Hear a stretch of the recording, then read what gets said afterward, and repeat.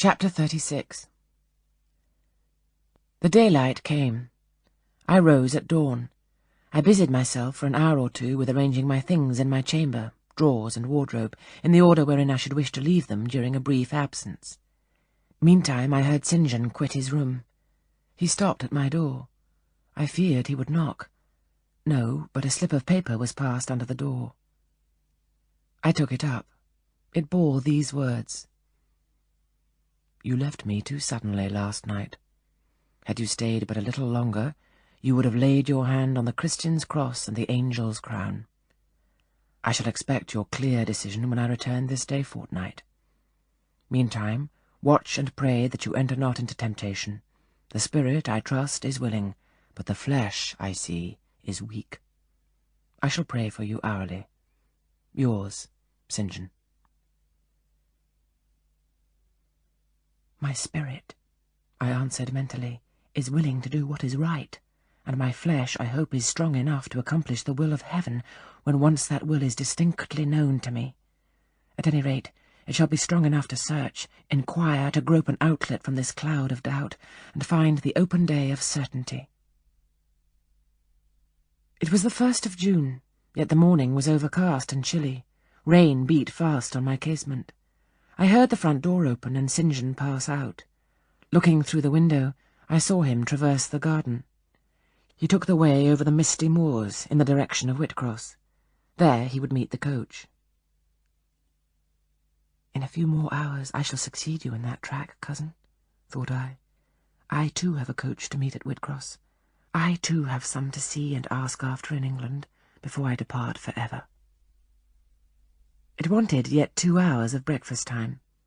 I filled the interval in walking softly about my room and pondering the visitation which had given my plans their present bent. I recalled that inward sensation I had experienced, for I could recall it, with all its unspeakable strangeness. I recalled the voice I had heard. Again I questioned whence it came as vainly as before. It seemed in me, not in the external world. I asked, was it a mere nervous impression, a delusion? I could not convince or believe. It was more like an inspiration. The wondrous shock of feeling had come like the earthquake which shook the foundations of Paul and Silas's prison. It had opened the doors of the soul's cell and loosed its bands. It had wakened it out of its sleep, whence it sprang trembling, listening, aghast. Then vibrated thrice a cry on my startled ear and in my quaking heart and through my spirit, which neither feared nor shook, but exulted as if in joy over the success of one effort it had been privileged to make, independent of the cumbrous body. "Ere many days," I said as I terminated my musings, "I will know something of him whose voice seemed last night to summon me. Letters have proved of no avail. Personal inquiry shall replace them." At breakfast, I announced to Diana and Mary that I was going a journey and should be absent at least 4 days. "Alone, Jane?" they asked. "Yes, it was to see or hear news of a friend about whom I had for some time been uneasy." They might have said, as I have no doubt they thought, that they had believed me to be without any friends save them, for indeed I had often said so, but with their true natural delicacy they abstained from comment, except that Diana asked me if I was sure I was well enough to travel. I looked very pale, she observed. I replied that nothing ailed me save anxiety of mind, which I hoped soon to alleviate. It was easy to make my further arrangements, for I was troubled with no inquiries, no surmises. Having once explained to them that I could not now be explicit about my plans, they kindly and wisely acquiesced in the silence with which I pursued them. According to me, the privilege of free action I should, under similar circumstances, have accorded them.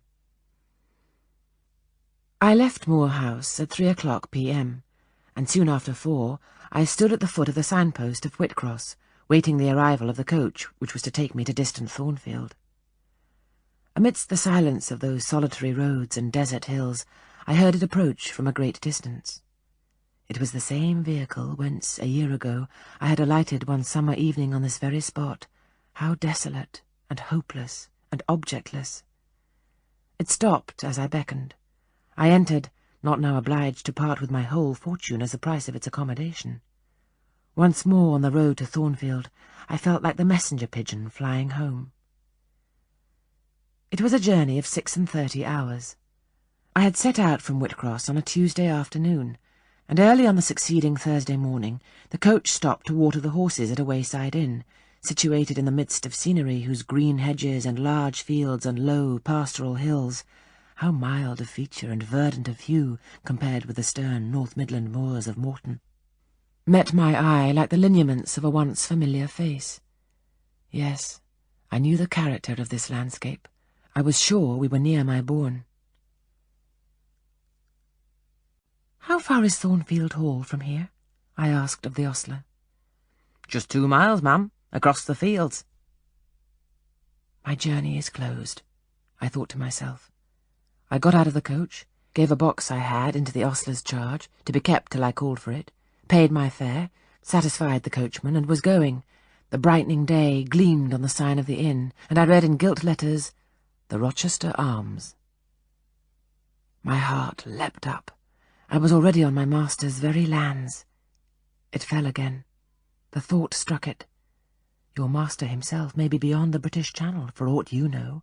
And then, if he is at Thornfield Hall, towards which you hasten, who besides him is there? His lunatic wife, and you have nothing to do with him. You dare not speak to him or seek his presence. You have lost your labour. You had better go no farther," urged the monitor. "Ask information of the people at the inn. They can give you all you seek. They can solve your doubts at once. Go up to that man, and inquire if Mr. Rochester be at home." The suggestion was sensible, and yet I could not force myself to act on it. I so dreaded a reply that would crush me with despair. To prolong doubt was to prolong hope. I might yet once more see the hall under the ray of her star. There was the stile before me, the very fields through which I had hurried, blind, deaf, distracted with a revengeful fury, tracking and scourging me on the morning I fled from Thornfield. Ere I well knew what course I had resolved to take, I was in the midst of them. How fast I walked, how I ran sometimes, how I looked forward to catch the first view of the well-known woods. With what feelings I welcomed single trees I knew and familiar glimpses of meadow and hill between them. At last the woods rose. The rookery clustered dark. A loud cawing broke the morning stillness. Strange delight inspired me. On I hastened. Another field crossed, a lane threaded, and there was the courtyard walls, the back offices, the house itself. The rookery still hid. My first view of it shall be in front, I determined, where its bold battlements will strike the eye nobly at once, and where I can single out my master's very window. Perhaps he will be standing at it. He rises early. Perhaps he is now walking in the orchard, or on the pavement in front. Could I but see him! Surely in that case I should not be so mad as to run to him. I cannot tell. I'm not certain. And if I did, what then? God bless him. What then? Who would be hurt by my once more tasting the life his glance can give me? I rave! Perhaps at this moment he is watching the sun rise over the Pyrenees or on the tideless sea of the south. I had coasted along the lower wall of the orchard, turned its angle. There was a gate just there, opening into the meadow between 2 stone pillars crowned by stone balls. From behind one pillar I could peep round quietly at the full front of the mansion. I advanced my head with precaution, desirous to ascertain if any bedroom window blinds were yet drawn up. Battlements, windows, long front, all from this sheltered station were at my command. The crows sailing overhead perhaps watched me while I took this survey. I wonder what they thought. They must have considered I was very careful and timid at first, and that gradually I grew very bold and reckless. A peep, and then a long stare, and then a departure from my niche and a straying out into the meadow, a sudden stop full in front of the great mansion, and a protracted, hardy gaze towards it. What affectation of diffidence was this at first, they might have demanded. What stupid regardlessness now? Here an illustration, reader. A lover finds his mistress asleep on a mossy bank. He wishes to catch a glimpse of her fair face without waking her. He steals softly over the grass, careful to make no sound. He pauses, Fancying she has stirred, he withdraws. Not for worlds would he be seen. All is still. He again advances. He bends above her. A light veil rests on her features. He lifts it, bends lower. Now his eyes anticipate the vision of beauty, warm and blooming and lovely in rest. How hurried was their first glance! But how they fix! How he starts! How he suddenly and vehemently clasps in both arms the form he dared not a moment since touch with his finger! How he calls aloud a name and drops his burden and gazes on it wildly! He thus grasps and cries and gazes because he no longer fears to waken by any sound he can utter, by any movement he can make. He thought his love slept sweetly. He finds she is stone dead. I looked with timorous joy towards a stately house. I saw a blackened ruin. No need to cower behind a gatepost, indeed, to peep up at chamber lattices, fearing life was astir behind them. No need to listen for doors opening, to fancy steps on the pavements or the gravel walk. The lawn, the grounds were trodden and waste. The portal yawned void.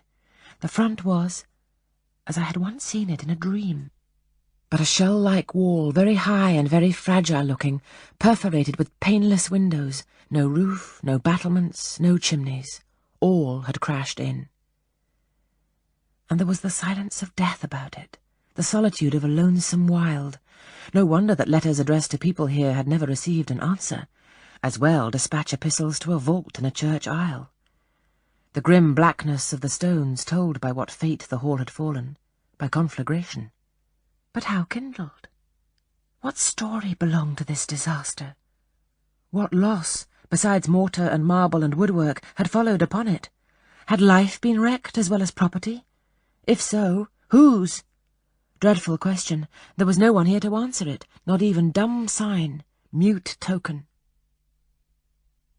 In wandering round the shattered walls and through the devastated interior, I gathered evidence that the calamity was not of late occurrence. Winter snows, I thought, had drifted through that void arch, winter rains beaten in at those hollow casements, for amidst the drenched piles of rubbish, spring had cherished vegetation. Grass and weed grew here and there between the stones and fallen rafters. And oh, where, meantime, was the hapless owner of this wreck? In what land? Under what auspices? My eye involuntarily wandered to the grey church tower near the gates, and I asked, "Is he with Dame de Rochester, sharing the shelter of his narrow marble house?" Some answer must be had to these questions. I could find it nowhere but at the inn, and thither, ere long, I returned. The host himself brought my breakfast into the parlour. I requested him to shut the door and sit down. I had some questions to ask him. But when he complied, I scarcely knew how to begin. Such horror had I of the possible answers. And yet the spectacle of desolation I had just left prepared me in a measure for a tale of misery. The host was a respectable-looking, middle-aged man. "You know Thornfield Hall, of course?" I managed to say at last. "Yes, ma'am. I lived there once." "Did you? Not in my time, I thought. You're a stranger to me." "I was the late Mr. Rochester's butler," he added.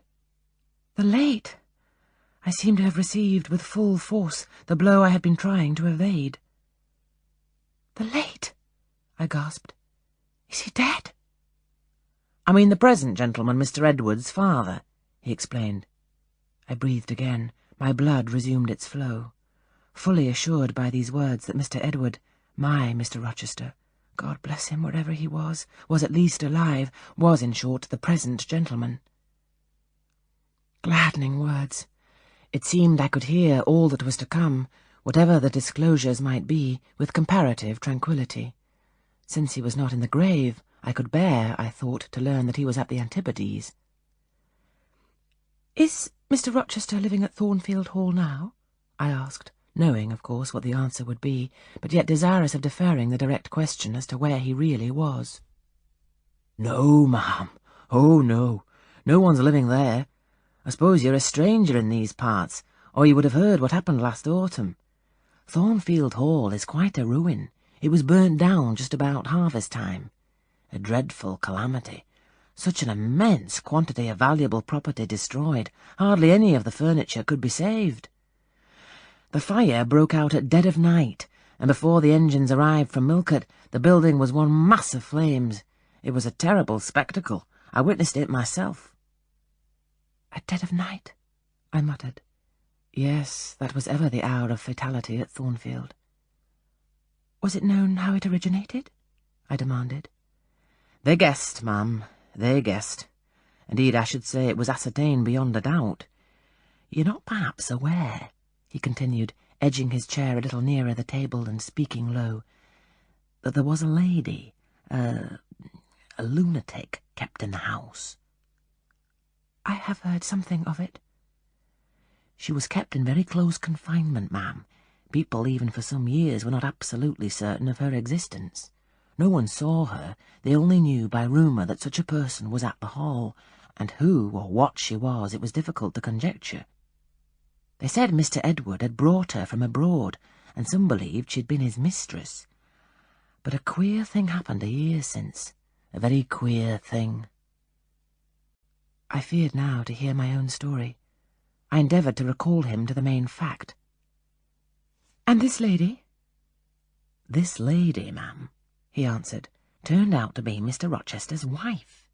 The discovery was brought about in the strangest way.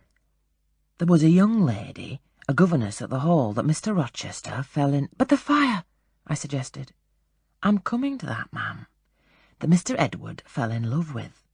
The servants say they never saw anybody so much in love as he was. He was after her continually. They used to watch him. Servants will, you know, ma'am. And he set store on her past everything. For all nobody but him thought her so very handsome. She was a little, small thing, they say, almost like a child.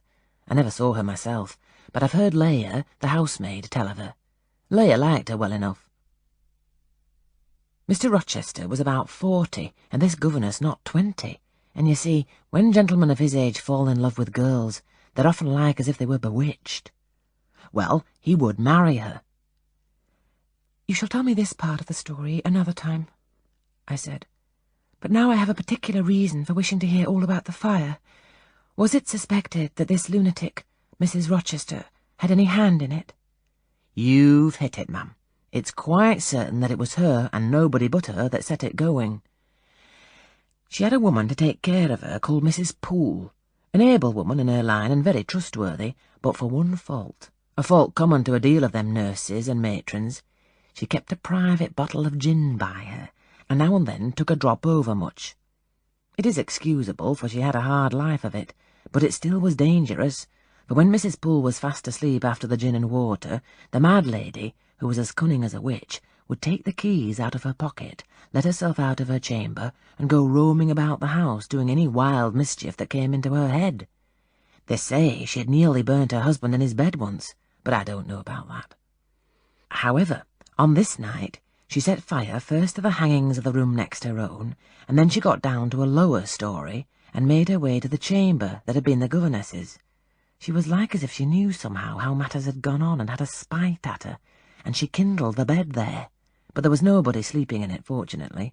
The governess had run away 2 months before, and for all Mr. Rochester sought her as if she had been the most precious thing he had in the world, he never could hear a word of her. And he grew savage, quite savage on his disappointment. He never was a mild man, but he got dangerous after he lost her. He would be alone, too. He sent Mrs. Fairfax, the housekeeper, away to her friends at a distance, but he did it handsomely, for he settled an annuity on her for life, and she deserved it. She was a very good woman. Miss Adele, a ward he had, was put to school. He broke off acquaintance with all the gentry, and shut himself up like a hermit at the Hall." "What? Did he not leave England?" "Leave England? Bless you, no. He would not cross the door-stones of the house, except at night, when he walked just like a ghost about the grounds and in the orchard, as if he had lost his senses, which it is my opinion he had, for a more spirited, bolder, keener gentleman that he was before that midge of a governess crossed him, you never saw, ma'am. He was not a man given to wine, or cards, or racing, as some are, and he was not so very handsome, but he had a courage and a will of his own if ever man had. I knew him from a boy, you see, and for my part, I've often wished that Miss Eyre had been sunk in the sea before she came to Thornfield Hall." "Then Mr. Rochester was at home when the fire broke out?" "Yes, indeed was he. And he went up to the attics when all was burning above and below, and got the servants out of the beds, and helped them down himself, and went back to get his mad wife out of her cell. And then they called out to him that she was on the roof, where she was standing, waving her arms above the battlements, and shouting out till they could hear her a mile off. I saw her and heard her with my own eyes. She was a big woman, and had long black hair. We could see it streaming against the flames as she stood. I witnessed, and several more witnessed, Mr. Rochester ascend through the skylight onto the roof. We heard him call Bertha. We saw him approach her, and then, ma'am, she yelled and gave a spring, and the next minute she lay smashed on the pavement." "Dead?" "Dead? Aye, dead as the stones on which her brains and blood were scattered." "Good God!" "You may well say so, ma'am. It was frightful." He shuddered. "And afterwards?" I urged. "Well, ma'am, afterwards the house was burned to the ground. There are only some bits of wall standing now." "Were there any other lives lost?" "No. Perhaps it would have been better if they had." "What do you mean?" "Poor Mr. Edward," he ejaculated.